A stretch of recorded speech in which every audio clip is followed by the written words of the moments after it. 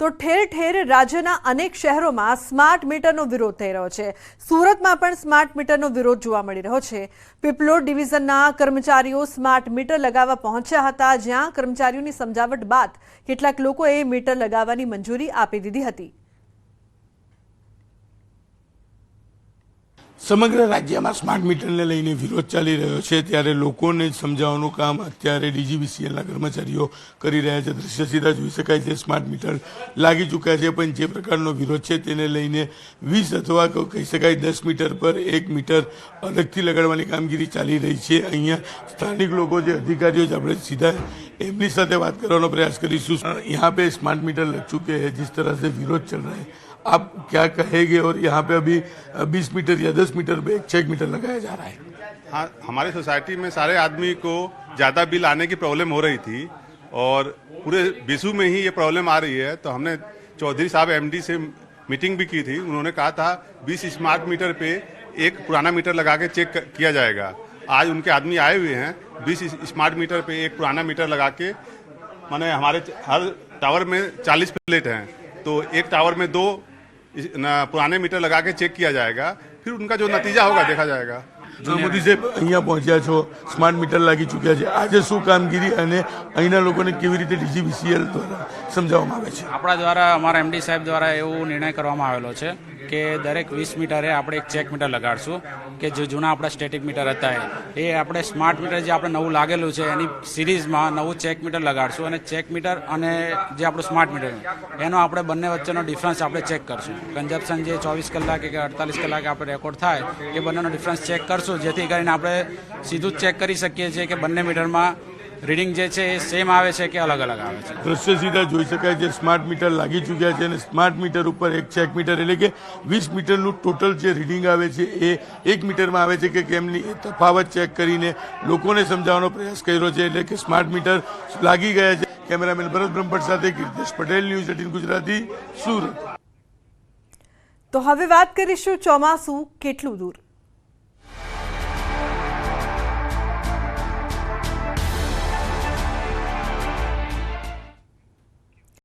તો ચોમાસાએ જોરદાર સ્પીડ પકડી છે।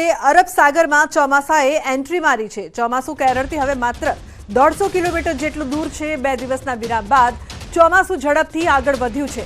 ચોમાસાએ અંદમાન નિકોબારમાં મોટો ભાગ કવર પણ કર્યો છે।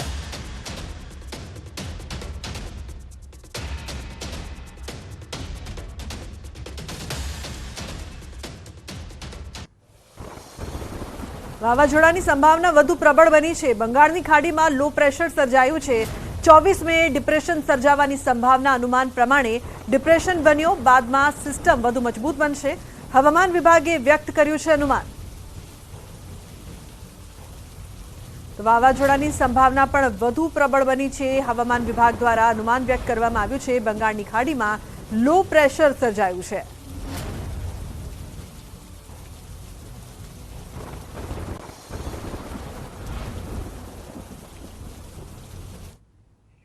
અને મહત્વપૂર્ણ સમાચારની વાત કરીએ તો લોકસભા ચૂંટણી પરિણામમાં કોંગ્રેસનો આશાવાદ। ગુજરાતમાં 10 થી વધુ બેઠક જીતવાનો કોંગ્રેસનો આશાવાદ। પ્રદેશ કોંગ્રેસ પ્રભારી મુકુલ વાસનિકનો આશાવાદ। કોંગ્રેસ પ્રભારી વાસનિક હાલ અમદાવાદના પ્રવાસે છે। તેમણે કહ્યું કે 4 જૂને પરિવર્તન જોવા મળશે। સાથે જ તેમણે કહ્યું કે કોંગ્રેસ ઉમેદવારોને મળીશું અને સજાગ રહેવા કહેવાશે। गुजरात में हम पहले से ही कहा करते थे कि 10 से अधिक सीटों पर जीतने का लोगों के समर्थन का हमें पूरा भरोसा है और ये आश्चर्य नहीं होगा अगर इस तरह के परिणाम गुजरात में आते हैं तो। और पूरे मुल्क में परिवर्तन की लहर चली हुई है। 4 तारीख को जब वोटों की गिनती होगी, मैं समझता हूं कि यहाँ पर परिवर्तन होगा। हम यहाँ पर आज हमारे तमाम प्रत्याशियों से मिलेंगे, जिले के एवं शहर के अध्यक्षों से मिलेंगे और उनके तमाम साथियों से बातचीत करते हुए ये प्रक्रिया के आखिरी तक वो सजग रहे, ध्यान रखे और ये बात का एहसास रखे कि चुनाव की प्रक्रिया खत्म होने में और भी समय बचा है। તો થોડા દિવસ અગાઉ છોટાઉદેપુરના ક્વાંટ અને રસવાડી તાલુકાના સરકારી ગોડાઉનમાંથી તુવેર દાળનો જથ્થો ટેસ્ટિંગ માટે મોકલાયો હતો. ટેસ્ટિંગ રિપોર્ટમાં તુવેરની દાળના સેમ્પલ ફેલ થયા, જેને લઈને બંને તાલુકાના લાભાર્થીઓને હાલ તુવેર દાળ નહીં મળે. મહત્વનું છે કે સરકાર દ્વારા નસવાડી તાલુકાની 42 જેટલી સસ્તા અનાજની દુકાનો માટે 200 ક્વિન્ટલ દાળનો જથ્થો ફાળવાયો હતો અને ક્વાંટ તાલુકાના 73 જેટલી સસ્તા અનાજની દુકાનોમાં 149 ક્વિન્ટલ દાળનો જથ્થો ફાળવાયો હતો. 115 જેટલી સસ્તા અનાજના દુકાન સંચાલકોએ જથ્થો મેળવવા માટે 17 લાખ રૂપિયા જમા પણ કરાવ્યા હતા. તે નાણાં અટવાઈ ગયા છે, જેને લઈને સસ્તા અનાજની દુકાનના સંચાલકો દાળનો જથ્થો ઝડપથી ફાળવવા માટે માંગ કરી રહ્યા છે. એપીએસ દુકાનદારો દ્વારા એપ્રોક્સિમેટ 50 રૂપિયા કિલો લેખે પૈસાની ભરપાઈ કરવામાં આવેલ છે, પરંતુ રિપ્લેસ થઈને જથ્થો આવેથી રિપ્લેસમેન્ટ આવેલ જથ્થો એફઆરએલ દ્વારા પાસ થશે તો તેનું વિતરણ અત્યારેથી કરવામાં આવશે. અને મહત્વપૂર્ણ સમાચારની વાત કરીએ તો Mumbai Ahmedabad bullet train project અંતર્ગત 16 કિલોમીટરની ટનલ માટે 76,000થી વધુ સેગમેન્ટ તૈયાર કરવામાં આવશે. બાંદ્રા કુર્લા કોમ્પ્લેક્સ અને શિલફાટા વચ્ચે 21 કિલોમીટરની ટનલનું નિર્માણ ચાલી રહ્યું છે. કુલ લંબાઈમાં 16 કિલોમીટરનું 3 ટનલ બોરિંગ મશીનનો ઉપયોગ કરી ખોદકામ કરવામાં આવશે, જ્યારે બાકીના 5 કિલોમીટરનું ખોદકામ ન્યૂ ઓસ્ટ્રિયન ટનલિંગ પદ્ધતિનો ઉપયોગ કરીને કરવામાં આવશે. યાર્ડ કાસ્ટિંગ કામગીરીને સ્વસંચાલિત અને યાંત્રિક બનાવવા માટે વિવિધ ક્રેન્સ, ગેન્ટ્રી અને મશીનોથી સજ્જ કરવામાં આવ્યા છે. Sting shed, skating area, batching plant અને સ્ટીમ ક્યુરિંગ એરિયા બનાવાયા છે.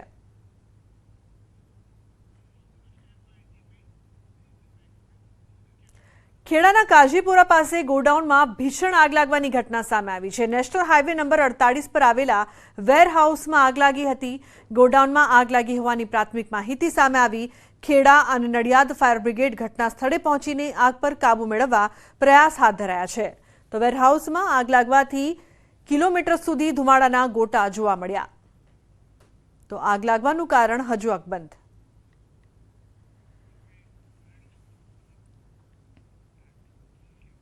હત્યાની અદાવતમાં 3 મકાનોમાં આગ ચંપી કરવામાં આવી. અરવલ્લીના શામળાજીના ગલીસમોરો ગામની આ સમગ્ર ઘટના છે. 3 મકાનોમાં આગ ચંપી થઈ ફાયરની ટીમે કાબુ મેળવ્યો છે. 13 દિવસ અગાઉ આધેડની હત્યા થઈ હતી. આ અદાવતમાં આરોપીઓના 3 ઘરમાં આગ ચંપી. હત્યા કેસના આરોપીઓ હાલ પોલીસ કસ્ટડીમાં છે. આગના બનાવ બાદ પોલીસનો કાફલો પણ ઘટના સ્થળે પહોંચ્યો હતો. હત્યા અને આગ ચંપીના બનાવ બાદ ગામમાં પોલીસનો ચાંપતો બંદોબસ્ત જોવા મળ્યો છે.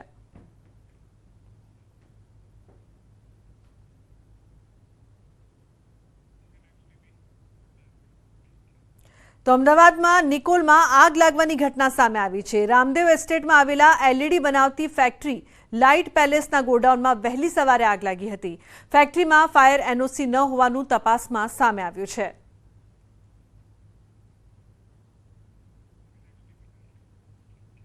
તો ગરમીનો પારો દિન પ્રતિદિન વધી રહ્યો છે. આજે અમદાવાદ સહિત ઘણા શહેરોમાં 40 ડિગ્રી ઉપરનું તાપમાન નોંધાયું છે. જ્યારે ગરમીથી બચવા માટે શહેરીજનો વોટર પાર્ક, બાગ બગીચા અને તળાવ કિનારાનો સહારો લેતા હોય છે. પરંતુ અમદાવાદમાં આવેલા તળાવોની હાલ શું સ્થિતિ છે તે માટે ન્યૂઝ 18 ગુજરાતીએ રિયાલિટી ચેક કરી.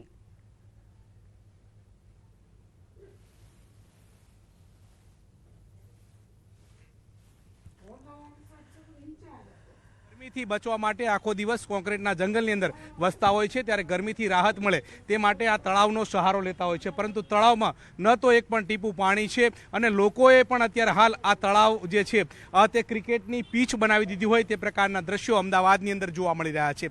મહત્વનું છે કે ગરમીથી રાહત મળે તે માટે તળાવ છે, ગાર્ડન છે, તે પ્રકારના જે વિસ્તારોમાં જે લોકો જે છે તે આશરો લેતા હોય છે, પરંતુ અહીંયા તો આશરો પણ ન લઈ શકે તે પ્રકારની સિચ્યુએશન અત્યારે હાલ જોવા મળી રહી છે. અમદાવાદમાં કાળઝાળ ગરમીથી લોકો ત્રાહિમામ પોકારી ગયા છે. શહેરીજનો ગરમીથી બચવા માટે વોટર પાર્ક, સ્નો પાર્ક અને દરિયા કિનારાનો પ્રવાસ ખેડી રહ્યા છે. તો કોઈ વધતા ગરમીના પારાથી બચવા માટે ગાર્ડન કે તળાવનો સહારો લેતા હોય છે. અમદાવાદમાં 140 જેટલા તળાવો આવેલા છે, પરંતુ ન્યૂઝ 18ના રિયાલિટી ચેકમાં કેટલાક તળાવોમાં પાણીનું એક પણ ટીપું ન હોય તેવા દ્રશ્યો સામે આવ્યા. આપ જે દ્રશ્ય જોઈ રહ્યા છો રોજાનું તળાવ. અમદાવાદની શોભા વધારતું સરખેજ રોજાનું આ તળાવ એકદમ ખાલીખમ છે. આમ તો સરખેજ રોજાનું તળાવ ઐતિહાસિક તળાવ છે જે 600 વર્ષ પૂર્વે બંધાયેલું 17 એકરમાં ફેલાયેલું છે।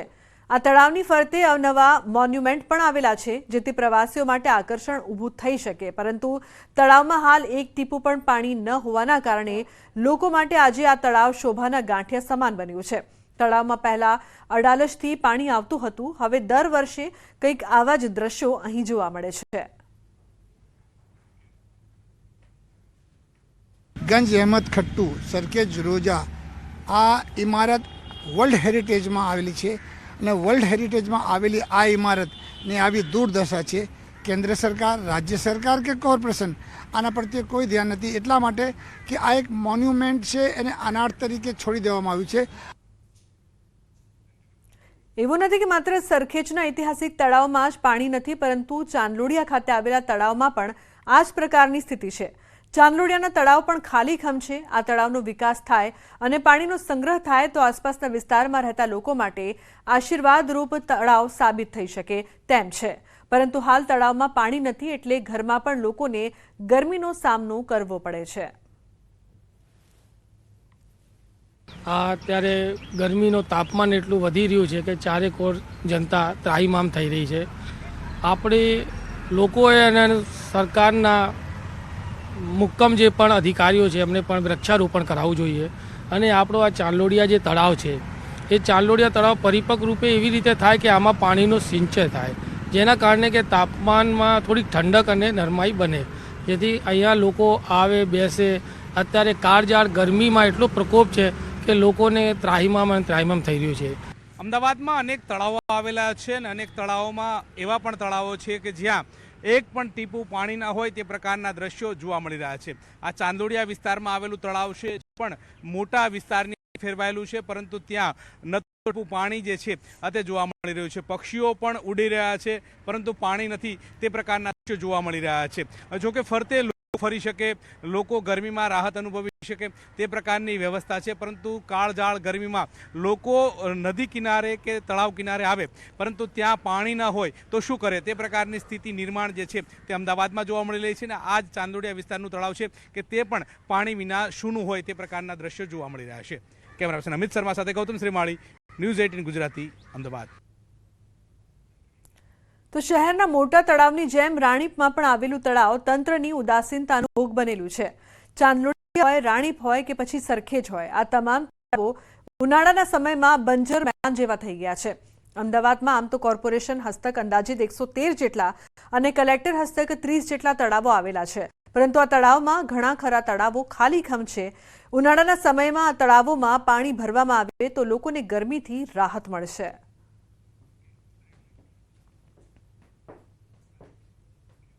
તો બુલેટિનમાં